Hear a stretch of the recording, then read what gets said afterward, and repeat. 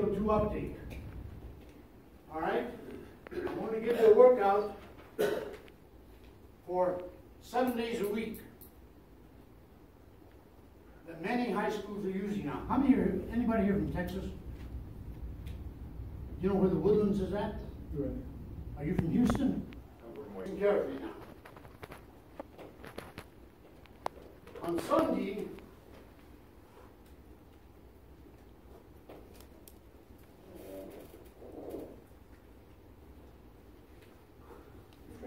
the state's going broke or something. Sunday is their volume day. I call it their aerobic day.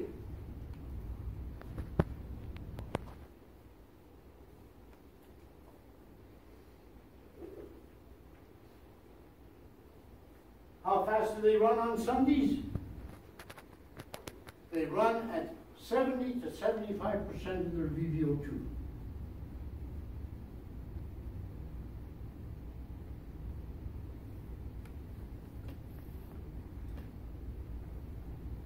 You've already figured the VO2 uptake of all your athletes. Convert it to seconds, divided by 70 or 75, and that's the pace that they maintain for how many ever miles they're going to do. High school runners should shoot for 10 miles on Sunday. I know if you're a freshman, you start off at 5 and you build up to 6, 7, 8, 9, 10. But if they can't run 10 miles on Sunday by the time they're seniors, get rid of them. They're not improving. Your time is valuable. You got the hardest job in the world as coaches. Suppose you get sick and your physiologic integrity is broken down to 30%. You're scared, you go to a doctor. And he's happy to get you back up to 50%. He's successful. You're alive. We get kids in high school, I just finished telling you, at 50% VVO2, and we try to make them excellent, better. So your job is the hardest. And it's academic. It's not put them on the track and run left. They have an objective with every workout. So their objective on Sunday is to run their pace at 70 to 75% of their VO2 uptake pace. How fast they can run that mile. Convert it to seconds and divide it by that. Every Sunday. Every Sunday. And you can increase the volume as they get more mature and as they get more motivated to do something. I'm sure you've had runners that you've seen run 20 and 30 miles a day. I have too. Matter of fact, before we went to Athens, I've been out. It's a class. It's academics. More so than academia, because you're putting your body to test. All right? Monday.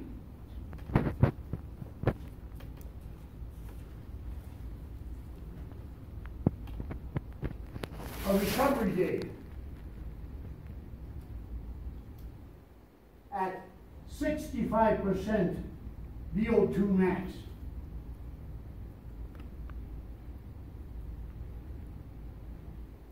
Your intensity is a little less. And you have to get rid of the metabolic impurities that you develop from the aerobic run. Because whenever you work out metabolically, you have a lot of impurities. And that liver goes into overtime. You have to get rid of them. Or you're going to have an effect on your testosterone and your cortisol levels. So you got to have a recovery day at 65%. No slower, no faster. That's the intensity at which you can allow the blood to flow through your liver and be filtered. All right? 1 hour. Tuesday. I have a quick question. Yes. What kind of distance are you covering at that point? 1 hour. 1 hour, sorry. Thank you. 1 hour. Everybody has different levels of ability. As long as they're running at that intensity, They're getting the same effect. Okay? On Tuesdays, you do what they call a long interval day.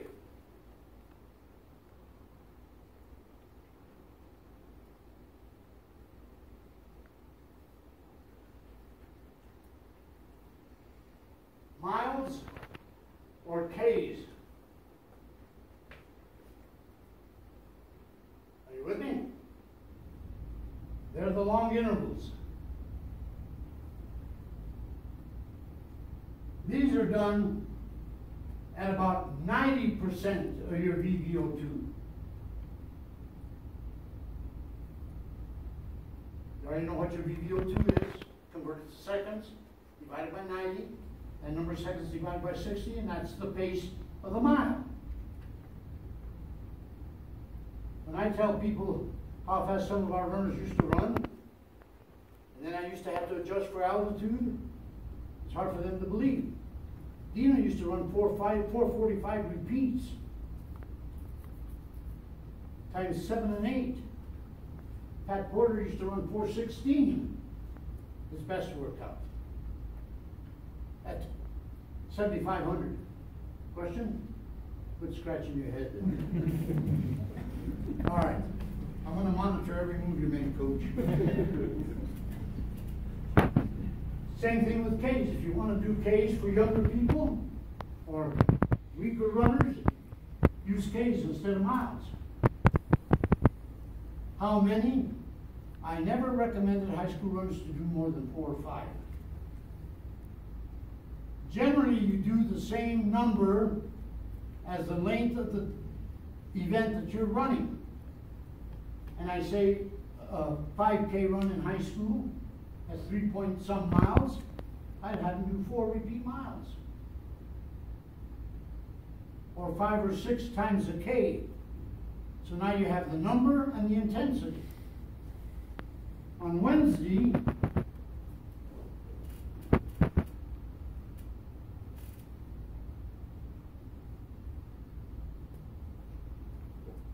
you do what I call an undulatory run, a hill run. Not high hills, although we did high hills here. My people were not ordinary people. But runners in high school should do undulatory running. And not every place has a geographic terrain to run undulatory hills. The hills should never be more than 3 to 5% grade. 3 to 5% grade. 1 hour of an undulatory run. No time, but run good going uphill. Charge the hills. Now listen carefully. Use your imagination. As you run up a hill, the dorsal flexion on the rear leg is greater than at any other point in the run. So that's eccentricity. When you pull it up with a high knee lift, that's concentricity. You're improving the strength of the lower appendicular skeleton. So you're actually doing a plyometric workout and an undulatory run at the same time you're improving their cardiovascular fitness. And we do that for an hour. Yes, Coach. This question is from coaches in both Florida and Texas. If you have absolutely no access to undulatory terrain, you live in Nevada, you live in Miami, wherever, what do I recommend? Yes, sir. Go to a creek bed or a coast and run in the sand. Because when you dorsal flex into the sand, your foot sinks and you have to exert more effort to go down, and you don't get the energy to come back out, so you have to work a little harder. When I take my team to San Diego to the Olympic Training Center to be tested, we didn't have time to go to the hills. It was too far away from the hills. We'd go to the beach and we'd run the sand. It was dry beyond the water line for an hour for the undulatory run. We had all kinds of problems in San Diego. The little hills that we did have, we were out there one day and the helicopters were flying around. And that's sort of an escape for illegals. And they saw them. 10 or 12 runners that I had running, and saw my van, I was pulling them in the van with water and warm-ups. So, at about 100 meters down the road, the helicopters, 2 of them fly down. And then they found out that we weren't illegal. Coaches go through heck sometimes. All right, going on. Thursday, Hey, Coach? Yes. What's the VO2 for the undulatory run? just run Just run it, just, okay. for an hour. When you charge the hill, That's when you. that's work, and the hills are only 3 to 5% grade, Coach, and not long. Not long. They're not like running up at Fort Strinchera. I used to have an acceleration of 400 meters up there. Remember Martin Johns? Yeah. Martin Johns had never run a mile before in his life. One year he decided he wanted to run a mile, quarter mile or half mile. He says, Coach, I want to run the mile this year. I do, and I started working out with the cross-country team. And, you know, improve all the way around, especially up here. And develop some mental toughness, you know. And I said, I got this hill. Every time you come here, you're going to run it 10 times. And if your heart rate isn't at max, I knew what his max was, I'm going to add one. So he'd make damn sure that he had a max heart rate. So that December, he wanted to run a mile, but you know, there's no miles around. So I called Marty Laporia. We used to host the Miami Road Mile. I said, Marty, I have a young man that wants to run the Miami Road Mile. I said, sure, Coach, what's he run? He's never run before. He starts like, and you want me to pay his way to come here? He's never run a mile. He says, I know what your record is, 4:01.7. And if he doesn't run 4:10, I'll pay his way. And he says, fair enough. He went and ran his first mile ever in 4:05 on the road. It was a road mile. But he trained with the cross-country team. He got tougher than nails. He would do repeat miles and repeat halves that we used to do. Not at the intensity or as many as the distance runners, but he got tougher. That spring, I called the guy in charge of Prefontaine, told him I had this miler that wanted to run. Ran Prefontaine, got third, 3:54 and some change. After 3:54.8. The first year he ran the mile. So, people, I'm telling you, your kids have talent. If you can get into their minds and into their heart, and get them to believe in you, and you let them know that you believe in them, and have a sound program for them, you'll have winners. I'm from a small town. I grew up without a dad. My dad died when I was 3 months old. I had nothing. We had t-shirts. I lived on the south side. UCLA, upper crust, lower Alamosa. But I started loving my kids. They didn't know it. They thought I was a mean coach. But I think later on they realized that they meant something to me. Okay, Thursday. Ask a question. Yeah. On your Wednesday hill, so you're saying between 100 and 200 meters potentially? 3 to 5% grade. Yeah, but how long? Well, it depends on the length of the hill. Okay, so It can be a short hill, it can be a long hill. I used to get them out here and run the bridge that has a slight elevation, and we'd run repeats on it. And just be creative of the geographic region in which you live. Big cities, I know, don't have much except people, but they don't have the terrain to train in. So you have to be creative. All right, on Thursday, we do our short intervals. These are done at 100 to 120% of your max VO2 uptake. Suppose you're a 5 flat miler.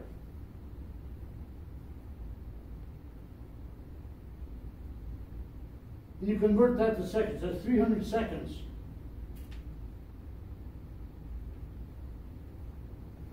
Divide that by 110.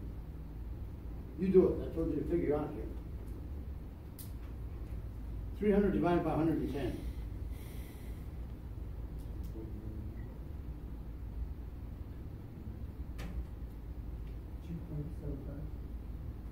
No,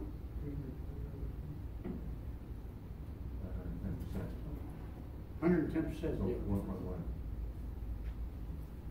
What'd you get? You have to divide by 1. Something's wrong, Coach. 300 is their max speed, but you're doing quarters. So you're doing quarters, 4 into the 300, that's 75 seconds. 75 seconds divided by 110. 75 divided by 1.1. no, 68 seconds repeats. Right, that's how you run quarters. Fast intervals, 100 to 120%. I just gave you threw out a figure 110. How many? As many as the length of your event. If you're a miler, 4 to 6. 800 man, maybe 3 or 4 of them. If you're 5K, what's that, 13? A lot. 10K, about the same number as the length of the event that you're running. But high school runners don't run 10K, not here in America. You're hypokinetic. One year, Dr. Yoma Berta calls me up from Ethiopia. He's the national coach. He says, Coach, I want to go to Alamosa and spend 30 days with you. We had gone to be friends in World Cross over a number of years. I attended 21 World Cross championships in my life. I'm not going to do it anymore. Anyway, I said, but I'm going back when you go back. Well, I established some clinics in Richmond, Chicago, and San Francisco. And his job was to talk about the development of junior runners, high school age runners. And he started telling the story of Addis Abebe, not Addis Abeba. And he said his last hard interval workout was 17 times 400 in 57 seconds. And his last 3 were 54. 2 weeks later, after the taper, Addis Abebe broke the world record for the juniors in the World 10K Championships, 27:17, high school age. 27:17. At that time, that was 3 seconds faster than our senior record held by Nina, a junior. But what did I tell you last night at the talk? East African youngsters run 18,000 miles more at the age of 18 than the American counterpart. We just don't work our kids hard enough. They eat too much. Yeah, that's what I told them last night. If they don't run today, they don't eat today. You gotta convince the parents that. All right, that's Thursday. Rest between intervals? 3 minutes. Always 3 minutes. Why, Coach? That's how long it takes to resynthesize the ATP-PC system. Maybe some can resynthesize it in 2.5, but normally they say 3 minutes. As that heart rate goes down more and you get more cardiovascular endurance, it'd be closer to 2.5, but that's all right. That's all right. All right, Friday is another recovery day. And you know what intensity the recovery day is. Saturday is the key event of the year. My runners, every Saturday, know they're going to have a time trial or a competition or a tempo run or an aerobic threshold run or lactate threshold run, whatever you want to call it. It's a matter of terminology. That run is done between 83 and 88% of your max VO2 uptake.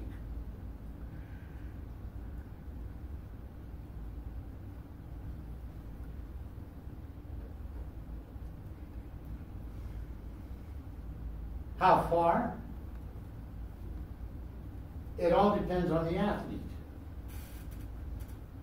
High school runners should do maybe 4 to 5 miles at that intensity. And from then on, the sky's the limit.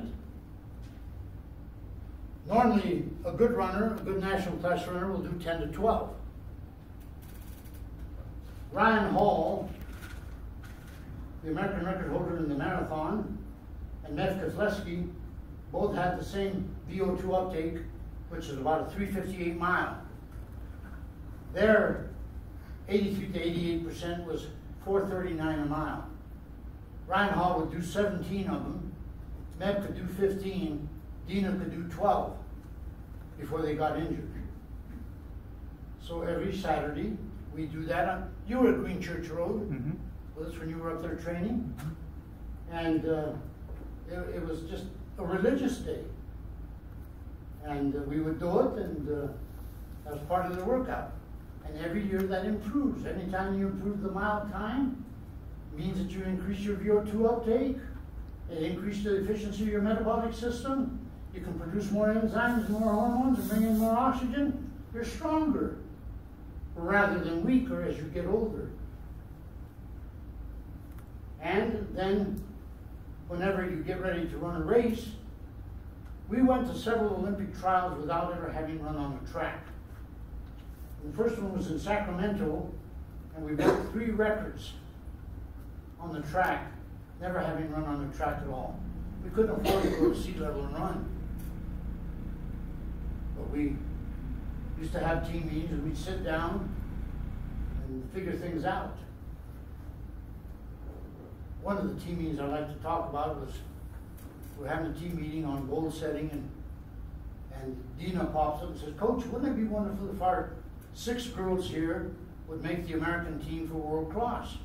What chances are there of 6 girls on one team making the American team?" And so it'd be great. So I had a girl by the name of Amy Rudolph running with me from Providence. She was 1,500 3K runner. Well, the cross country distance was 8K.